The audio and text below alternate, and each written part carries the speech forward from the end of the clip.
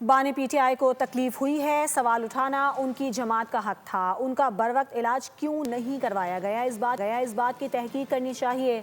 कमर जमान कायरा कहते हैं कि बानी पीटीआई को जेल के डॉक्टर ने देखा, फिर अस्पताल ले जाया गया। अगर ख़ानदान या पार्टी को बता दिया जाता तो सिक्योरिटी मसाइल पैदा होते। दुआ है वो जल्द सेहतयाब हों। कि ये हक था और ये जो सवाल उठाया जा रहा है कि उनको बर वक्त इलाज क्यों नहीं कराया गया, इस बात की तहकीक करनी चाहिए। खान साहब की इलाज में क्या देरी हुई है या देरी नहीं हुई, और उनका इलाज रूटीन में जब डिटेक्ट हुआ तो जेल के डॉक्टर ने देखा और फिर स्पेशलिस्ट गए और उसके बाद उनको ले जाया गया।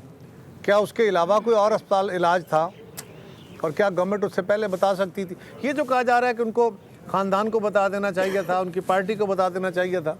अगर ख़ानदान को या पार्टी को बता दिया जाता कि उनको फ़लाँ अस्पताल में फ़लाँ स्पेशलिस्ट के पास लेके जाना है, तो फिर आप जानते ही हैं कि लॉ एंड ऑर्डर की सूरत हाल क्रिएट हो सकती थी, जो वाइज डिसीजन नहीं था।